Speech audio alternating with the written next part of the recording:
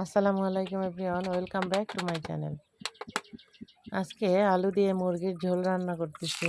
দেখুন, শুরুতেই তেল দিয়ে আলুগুলো দিয়ে ভেজে নিয়েছিলাম। একটু লবণ হলুদ দিয়ে দিলে ভালো হয়। আমি একটু ভেজে নিয়ে লবণ হলুদ দিয়ে দিব। সামান্য একটু লবণ হলুদ দিয়ে দিব, যাতে কালারটা ঠিকঠাক মতো আসে। লবণ হলুদ দিয়ে আলুগুলো খুব ভালো করে ভেজে নিচ্ছিলাম। আলুতে যাতে পোড়া না লাগে, খুব সুন্দর করে তেলের মধ্যে ভেজে নিয়ে উঠিয়ে নিয়েছি। এরপরে যে তেলটা থেকে যাবে তার মধ্যে মুরগির মাংসগুলো দিয়ে দিব। খুব তাড়াহুড়ো করে কোনো ফর্মালিটি ছাড়াই আমি আজ মাংস রান্না করে নিলাম।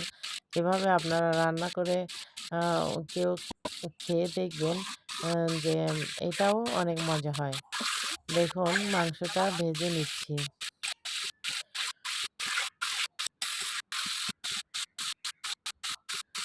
তেলের মধ্যে খুব ভালো করে মাংসটা ভেজে নিচ্ছি। এর মধ্যে দিয়ে দিয়েছি পেঁয়াজ কাটা। পেঁয়াজ কাটা এবং মাংস একসাথেই ভেজে নিচ্ছি। তার মধ্যে দিয়ে দিয়েছি একটু লবণ। লবণ দিয়ে আবারও ভেজে নিচ্ছি।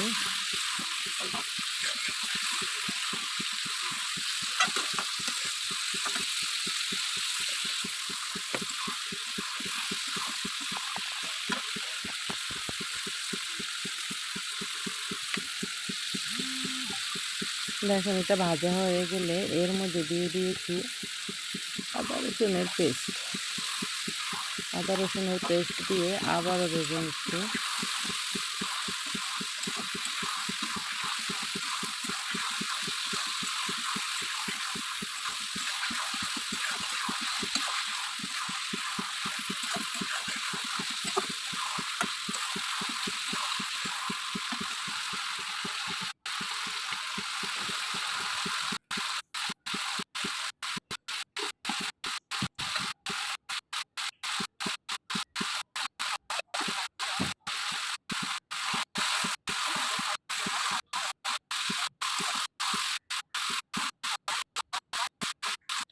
দিয়ে দিয়েছি হলুদ মরিচের গুঁড়া পরিমাণ মতো।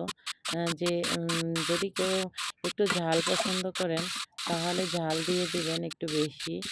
আর যদি পছন্দ না করেন তাহলে স্বাভাবিক মতো ঝাল, লবণ, হলুদের মরিচের গুঁড়া দিয়ে দিবেন।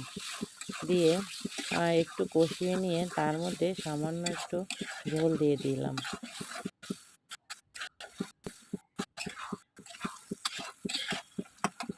এবার ফুটতে ফুটতে নেড়ে চেড়ে নিচ্ছিলাম। তার মধ্যে দিয়ে দিয়েছি ভাজা আলুগুলো।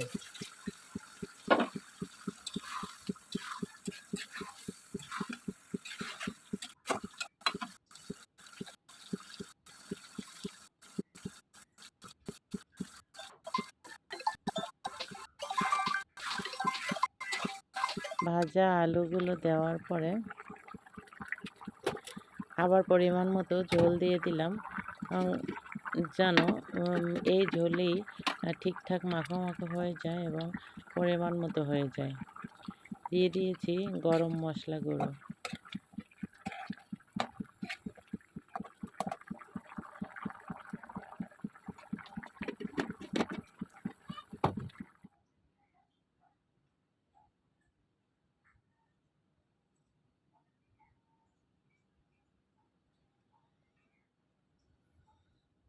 হয়ে গেল মুরগির মাংস রান্না।